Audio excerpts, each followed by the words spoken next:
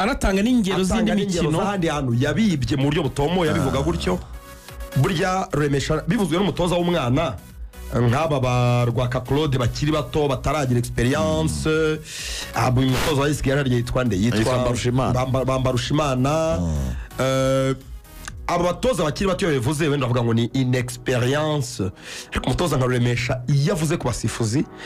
akavuga amazina yabo mu buryo nk'ubu burya afite akenshi cyagendeyeho gusa ushaka kumbaza umuntu warebye umukino ejo hari ikintu wabonye cyo kubogama nigeze mbonamo skandal bavuga ati twebwe ikosa ryose twakoze twariherewe kandi umva uko bivuga ariko nta mukinnyi wa Kiyovu wigeze uboneka umva uko bivuga nawe aravuga ngo yatwibye mu buryo umuntu uri hanze utari mu kibuga atashobora kwibona yego koko ntabyo nabonye akina Rine nigeze ndabizi ko ari umusifuzi utavugaho rumwe akenshi ari mu basifuzi baba au centre ya critique ari nabamo koko Remesha aravuga ati ariko Axel twarebye match nta skandal twavuga twabonye hanze y'ikibuga ariko nawe burya bisasi yaravuga ngo twibwe mu buryo umuntu uri utari mu kibuga atashobora kwibona so ni gutereka abati twe turakora ikosa urumva ko Muhazi yaje ifite Arine mu mutwe no kutagira kuri resultat bifuzaga kugira ngo batsinde babona 3 wenda nabyo ni ibindi ariko aravuga ati Arine mwibuke ko ari na match yageze kudusifurira binamuviramo guhanwa ati binamuviramo guhanwa icyo gihe bamuha ibihano atero ntago ari umuntu udufasha cyane ariko mu by'ukuri navuga ko ku munsi w'ejo match urebye buryo Muhazi yari atangiye urebye reaction ya Kiyovu match yari fair nta bintu bihambaye byabayeho hakurya Rubavu abantu bari biteze ko Musanze Football Club ari ikintu yakora kwa Etincelle nyuma y'uko Etincelle yari ivuzwemo ibibazo umutoza mukuru yahagaritswe team manager yashatse kurwana n'umutoza harimo umwuka mubi abantu baravuga bati Musanze iraza kugendera muri iki kintu ibe yanabasha gukura amanota Rubavu ariko siko byagenze ahubwo yatsinzwe inatsindwa byinshi 3-0 mbere ya match Axel hari havuzwe ibintu byinshi wenda tutashatse kugarukaho turabigarukaho mu kanya kuko dufite interview ya president uretse n'ibyo hari ibyo byavuzwe ku basifuzi yego Zandani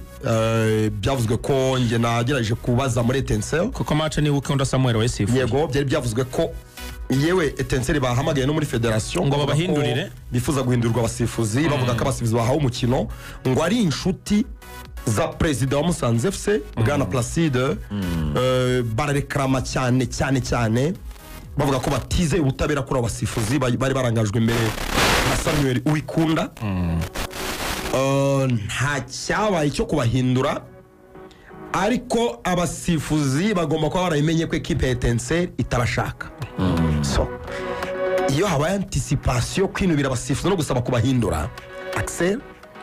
iyo equipe ifite amakuru ko hari icyateguwe buryo anticipation hari ubwo ibidobya kandi bikajya muri faveria ibi biratwibutsa neza umukino wahuje Kiyovu na Musanze urumva aho byavugwaga ko Kiyovu yari yateguye binyuze mu basifuzi iyi ni match copy paste icyo kintu nabwo bikazamo kidobya ngo bikamenyekana hakiri kare bikarangira match ye en faveur ikipe ya Musanze FC ko ariyo yari karamiye so iyi match icyo kintu cy'imisifurire no kurekana mu basifuzi ejo nari nkiza ariko mu mpamvu y'imigendekere myiza ya match burya nabwo match ugomba kwanticipa ibintu bitavugwa rumwe gusa ibintu bibi gusa ukwiye kureka ababishinzwe bakabikora ariko nukwibutsa abantu ko icyo kintu cyari cyabaye match rero yarabaye kuri stade Umuganda akarere ka Rubavu bitatu bya Etincelle batsinda ikipe ya Musanze ku munota wa 19 mwenyewe Ciza Mugabo Hussein yarateretsemo igitego cya mbere hanyuma umuvandimwe witwa Ismael ku munota 80 ubwo no vango bagiye kuruhuka ngewe uriya mujene mubonye muri match ebyiri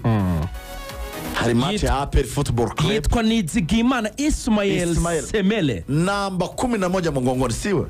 ni umushinga ntahe burya Nizigimana cyane Nizigimana Ismael no muhanga cyane namonye muri match ya APR Football Club yabishyuye igitego ariko yanarase n'umundi buryo ishoti rikomeye cyane Mario yari yapanguruye no umukinnyi wa muhanga cyane mu byukuri uribuka isura ye wabo yibuka yaba ari uyu 18 aya 11 11 nawe yaratsinze kuri score sheet ariho urumva hanyuma igitego cya gatatu gitsindwa na niyo nkuru Sajyati rero uyu mwana mu murumuna wa Jihad urumva ku munota wa 88 bitatu ku busa ikipe ya Etincelle rwose ibyitwaramo neza. Nahoze ndeba uwitwa Ishimwe Jabili Ayman niwe top scorer wa Etincelle afite 5, hanyuma Sajati afite ibitego 4. Ishimwe Jabili Ayman shobora kuba ari umupeta ariko Ishimwe Jabili Ayman namba 11 mugongora nimero 11 Etincelle baze kutubwira mumwira izina rye nimero 11 Etincelle agasore k'urubavu ruto ariko umuhanga cyane ukina aciye kuri couloir y'ibumoso kabisa imbere umuhanga cyane. Umutoza Habimana Sosten umutoza w'ikipe ya Musanze Football Club nawe avuga ko match itabagendekeye neza.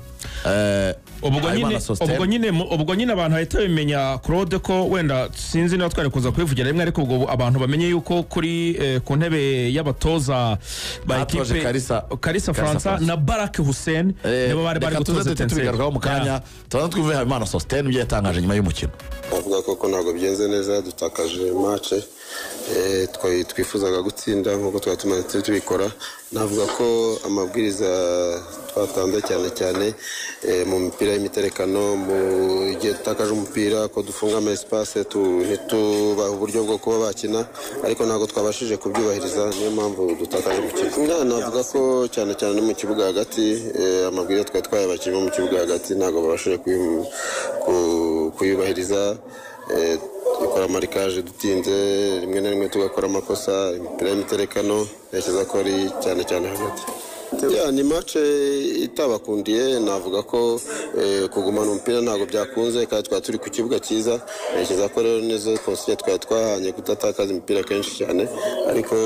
imipira yose twabonaga igerageza gutakara hanyuma iyo ukoze amakosa rero bituma ukosora. Icyo twifuzaga kwari gutsinda uyu munsi tukazamuka ntabwo byadukundiye ni ukugenda nyine tugategura ibindi biri imbere.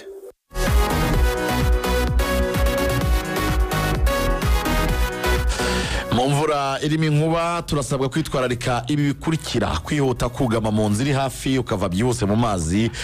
kirazira kureka amazi no gukora indi mirimo hanze mu mvura nk'iyo, irinde kugama munsi y'ibiti, irinde gukoresha telefone, ucomokora ibyuma bikoresha amashanyarazi mu buryo burambye, fata ubwishingizi bw'imitungo. N'ubutumwa bwa Minisiteri ishinzwe ibikorwa by'ubutabazi Minema. Ibindi bisobanuro abariza ku 1770. Yes, tutacyakwe na Prime Life Insurance aho rero bakomeza kukubwira ko ugomba kujya mu murage w'amashuri y'abana akaba uburyo bugezweho bwo kuzigamira amashuri y'abana uhereye ku biceri 200 gusa, kanda akanyenyeri 177 urwego uhitemo umubare 4. Hanyuma nukenera gusobanuza ibindi byinshi cyane kuri iyi gahunda y'umurage w'amashuri muri Prime Life Insurance bahamagare kuri 1320. Mfite ubutumwa bwa Rwanda Form yongera kubabwira ko nta mpamvu nimwe yo kuryama habi kuko Rwanda Form igufitiye igabanyirizwa rya 5% kuri matela za Inzozi Executive na Super Executive. Babye kandi muri iki gihe cy'amashuri gurira umwana wawe matela ya Rwanda Form umwongerera amahirwe yo gutsinda neza kuko kuryama neza bifasha kwiga neza. Ku bigo by'amashuri bikenera matela z'abana mwebwe Rwanda Form yabadabagije kuko usibye kugabanyirizwa iranabatwaza. Namwe bacuruzi Rwanda Form ntiyabibagiwe kuko umucuruzi ushaka guhagararira Rwanda Form yishyurirwa inzu akoreramo amezi 2 yose. Sura amaduka ahagarariye Rwanda Form mu gihugu hose usezere ku majoro umara udasinzira maze uryame neza urame hamwe na Rwanda Form. Ku bindi bisobanuro wabahamagara kuri 0782 73 0661 cyangwa se wasure ku rubuga rwandaform.com. Byose ni neza cyane. Hanyuma rero warubikomojeho mu kanya ku munsi w'ejo nabwo ikipe ya Etincelle yatojwe n'umutoza wayo Seninga Innocent, umwe matoza wagaragaje nyine impinduka zikomeye cyane mu ikipe ya Etincelle yasanze iri habi arayizamura. Etincelle nakina neza cyane ndetse n'umukino wo ku munsi w'ejo yasiza uteguye nkuko yaritangiye kuva muri relegation kuko mbere y'umukino yari afite amanota 29 kutsinda n'ubundi byasobanuye ko yagize 32 esaca kuri Musanze. Nubwo atero toje ari kwa Mugani equipe uko imeze uko imeze ihagaze uburyo iri Sudan nakaboko ka Seninga muri saison cyakoze muri Etincelle ikintu kiragaragara buri wese. Ariko yarahagaritswe. Kuki yahagaritswe? President wa Etincelle yaganiriye avuga impamvu Seninga Innocent yahagaritswe ariko natwe turakira agakeregeshwa.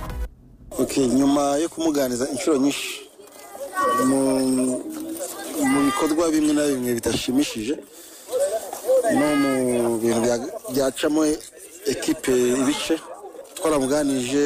turamusura turamwihanangiriza biranga ariko mu magambo na nimugura mbere ko tumuhagarika twabanje kwamuganiza tuvuga ngo byarangiye turataha ariko nyuma za kuri ndi kosa ubwo byabaye ngo turebe mu makosa yose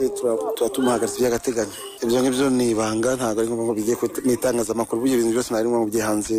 ni ibintu byo mu mbere muri Etincelle no kuba umwana wa APR ibyo ni giti cye na marangamutima ye ariko ntabwo bihuriye n'ibya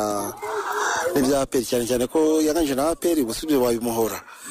mu amarangamutima y'umuntu ntabwo yamuhora ahubwo ureba kuri tele ibiri kuba biri kuri tele oya mu okay nabyo biri mu nabyo muri ibyo byose byo guca umwuka muri ekipe indi mikorere idahwitse nabyo birimo byose ntabwo banditwe komite oya ibyo ngibyo ni ukubeshya okay urumva namuhagaritse nka perezida turakora inama na komite turebe ibyo batubwiye byose niba ari ukuri ko ni byinshi dufite ibirego byinshi ariko hari ibyo twibonera ariko hari bimwe ureze asanga duhure na komite dufata umwanzuro ariko ni umutoza mwiza ariko yakoze dukosa nyine agomba